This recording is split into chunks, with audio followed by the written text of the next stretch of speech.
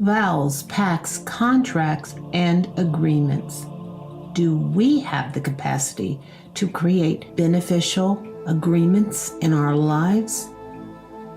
Do we ever wonder why we are surrounded by people, places, and events that drain our energy field?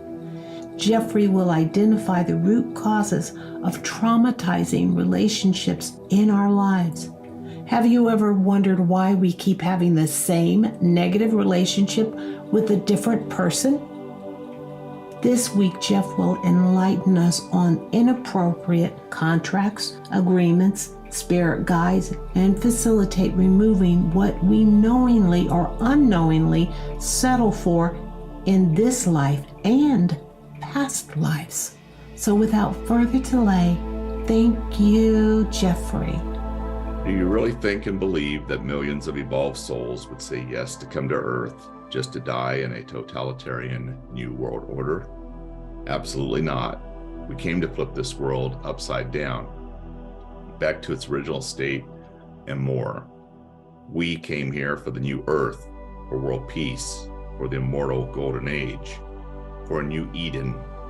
We came here for nothing less than to send a wave of light and love across the universe, signaling the birth of a new order of divine justice, peace, compassion, and love. But tonight we're going to talk about agreements, vows, pacts, contracts, agreements, et cetera, that we are most likely are unaware of. Well, you say, well, how can that be? Well, first of all, you lost your spiritual memory of who you are and what your overall purpose for being here was when you came into this world. That's an energy that we take on the minute we're born. And then we have to go on a life of discovery and learn lessons and remember who we are and eventually come back to self and eventually come back to our self-love. That's the overall journey. The hero's journey is what we each have to go through, most of us multiple times.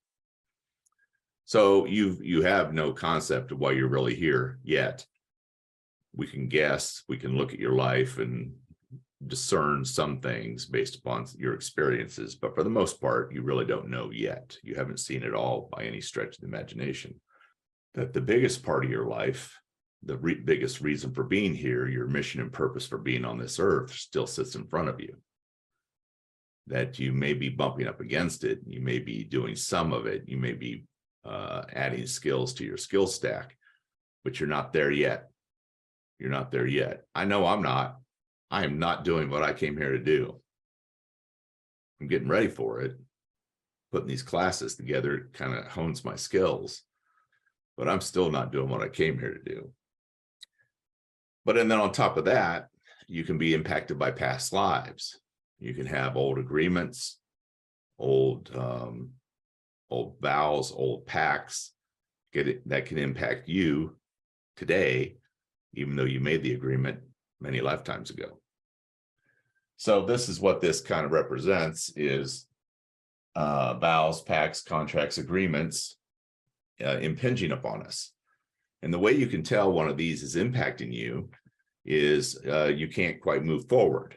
You can't quite break through something, even though you work and struggle and fret and so forth, but you keep coming back around, you keep circling back through some energy in your life rather than moving forward. You find yourself take 10 steps forward and 15 steps backwards sometimes, or you take 10 forward and 9 backwards, or it's hard. Life is hard and it doesn't have to be that way. So could be some vow, pact, contract, or agreement that's holding you in place. And there can be multiples. I have seen multiples in people's fields as I've worked on people throughout the years. So one of the agreements that really, the first time I was introduced to this whole concept, it was at an event Fred was putting on. I think it was an introduction event here in Columbus. And I will never forget, one of the ladies in the audience said, I can't get married. And I can't even get a date. And she was an attractive middle-aged woman. I mean, she looked like she had her act together. You know, she was in that class, so she was obviously quite smart. And Fred called her up to the front of the room, and he muscle tested her, did applied kinesthesiology where you hold your arm out, and he says, "What's your name?" And she was strong on her name, and then he had her do a fake name, and she went weak, and he was setting her up for more or deeper testing. And this went on for a little bit of time, and then eventually he worked his way around to, "Are you married?" Now, she had already told us in the room she had never been married, but her body tested positive.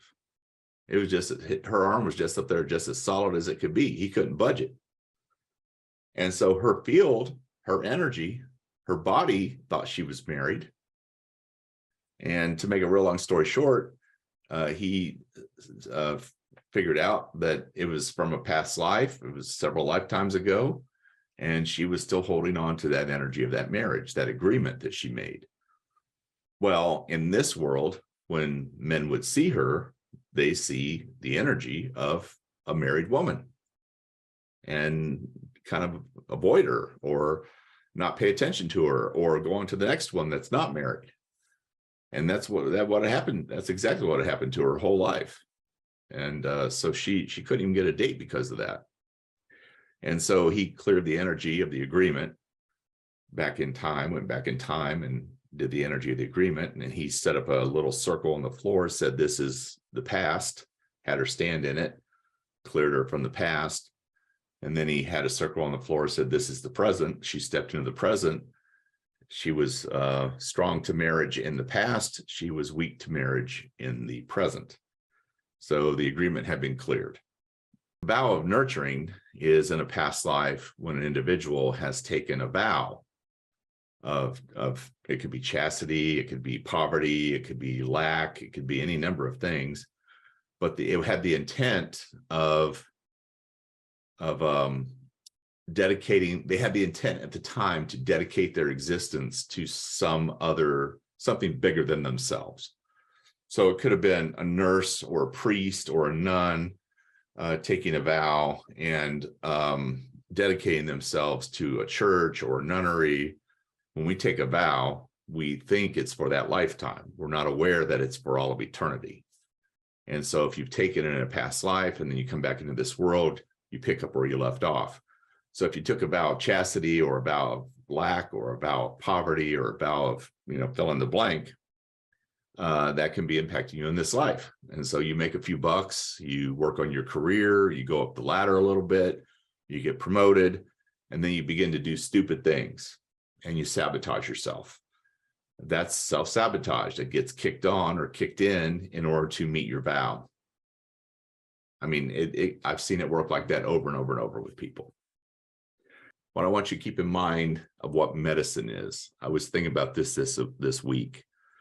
Medicine. It has we think it's like hospitals and doctors and needles and all that kind of stuff, and it's not. What we want is health. And to get health or to have health, that's the number one priority, is to have health.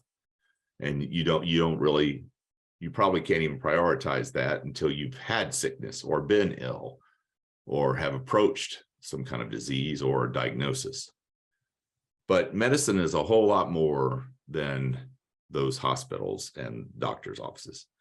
Medicine in this world, and especially for people like you, is energy work, which we do week in and week out here.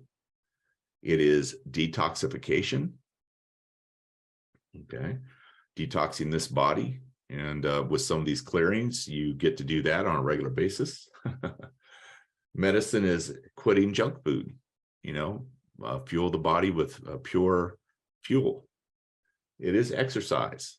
It is walking. It is lifting weights. It is playing a game, playing soccer, playing baseball, or whatever. It is being in nature. It is being in nature. That's the biggest one of all. So if you can do something like walking outside, you're far ahead. You get 2 for 1 there. That's a twofer. It is laughter.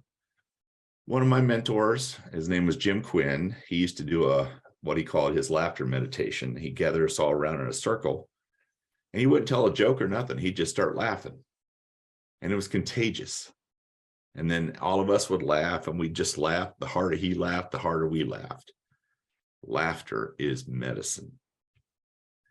Vegetables and fruits, sleep, your body recovers, rebuilds itself during a sleep cycle. If you have poor sleep, your body's not recovering the way it could or should. And it certainly isn't producing enough human growth hormone for that body to recover and rebuild itself. The piece, and the reason I'm going over this is because the first line item in this protocol we did tonight, we're reorganizing your DNA. These are very important. This is not just random, okay? This is very important for you to pay attention to over the next rest of your life, actually. Sunlight. Back when I was a child, it was outside, sunlight all day long. And then somehow we got stuck into sunscreen and staying inside and living under fluorescent lights. Gratitude and love. Very, very powerful. Gratitude and love. Friends, your acquaintances, the people in your family you love. Not everybody in your family do you have to tolerate, but I'm talking about friends / loved ones. And then meditation. Another one of my mentors, he taught me how to meditate. Every walk on the ground, every walk on the earth is a meditation. So my advice to you is to get to the website, Institute for Soul Evolution, sign up for the Soul Warrior Network, and get into this first class that's coming up next Wednesday. We're going to work on a different part of the field every month. We're going to clean things up in different areas every month. And you just keep going until you feel like you've gotten your level of consciousness back, and you feel like you've gotten your heaven on earth back, okay? And it's all very possible. It's all very doable. The importance of a group setting is that we can get to more people faster, which is super important because the world is a-changing. And we're about to come up to a Y in the road. And that Y in the road is, do we go deeper into lack and struggle, or do we begin to create a world of love and light? And we need more people, we need more masters in this world living a life of love and light and having the capacity to choose love and light. And in a group setting, we get to more people that way. It's also very powerful because you're in a group with other people who are also doing their work. That creates a field, a container. And inside that container, I can move energy faster and even stronger than I do in one-on-one sessions. So it's exponentially more powerful. So this is a great opportunity to help change the world, to help change yourself, to help others in the group as well by being there and being part of that container.